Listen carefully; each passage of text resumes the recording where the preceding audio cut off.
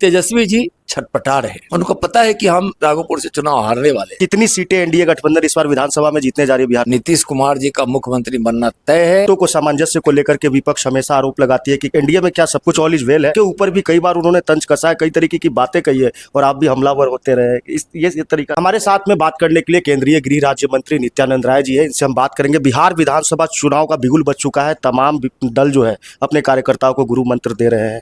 ऐसे में इस बार लड़ाई कैसे होने वाली है, इसके बारे में कोई लड़ाई नहीं है। बिहार में एनडीए की सरकार बनना तय है।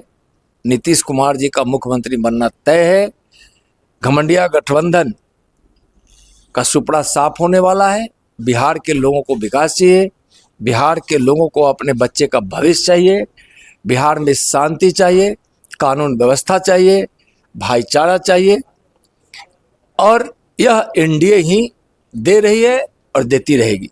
नरेंद्र मोदी जी के, माननीय प्रधानमंत्री जी के भगीरथ प्रयास से विकास की गंगा जो देश के कोने कोने, घर घर, गांव गांव, जन जन तक पहुंच रहा है, वह बिहार में भी नीतीश कुमार जी के नेतृत्व में पूरे बिहार के कोने कोने भी विकास की गंगा बह रही है।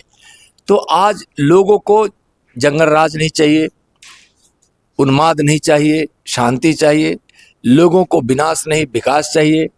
तो इस तरह से अब विरोधी यानी घमंडिया गठबंधन का सुपड़ा साफ होने वाला है।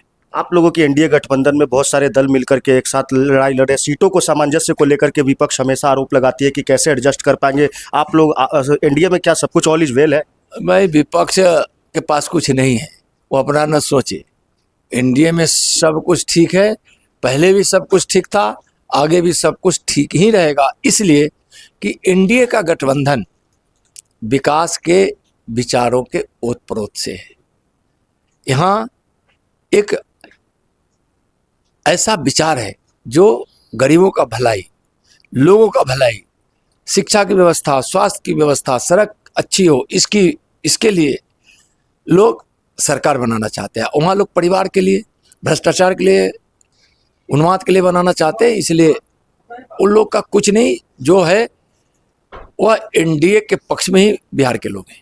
राघोपुर की तरफ अगर आपको ले चले, वहां से लालू प्रसाद यादव लड़ते थे, अब उनके पुत्र तेजस्वी यादव लड़ते हैं, लेकिन उनकी सक्रियता इधर हाल फिलहाल के दिनों में बहुत देखी गई है और आपके ऊपर भी कई बार उन्होंने तंज कसा है, कई तरीके की बातें कही है और आप भी हमलावर होते रहे। ये तरीका थोड़ा सा देखिए, तेजस्वी जी राघोपुर से प्रतिनिधि हैं। राघोपुर में उनके पिताजी भी वहाँ से एमएलए लगातार बहुत दिनों तक रहे हैं और उस समय से लेकर 15 वर्षों तक उनके माताजी का, उनके पिताजी की सरकार रही है। तेजस्वी जी और उनके पिताजी के द्वारा राघोपुर में कोई विकास का काम नहीं किया गया। जनता वहाँ बदलाव चाहती है और तेजस्वी जी छटपटा रहे।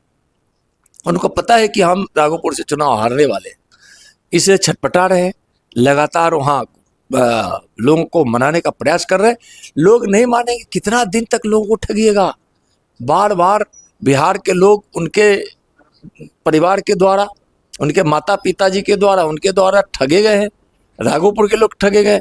अब लोग ठगे नहीं जाएंगे, लोग समझ रहे। सर, अंतिम सवाल, कितनी सीटें एनडीए गठबंधन इस बार विधानसभा में जीतने जा रही है बिहार विधानसभा में? अब तक एनडीए जितने विधायकों को लेकर सरकार बनाई है, उससे ज्यादा सीटें इस बार एनडीए को आई। तो आपने देखा कि किस तरीके से केंद्रीय गृह राज्य मंत्री ने कहा कि बिहार विधानसभा चुनाव में एनडीए प्रचंड बहुमत से आएगी और जो है बिहार के अंदर एक बार फिर से जो है एनडीए की सरकार, गठबंधन की सरकार बनने वाली।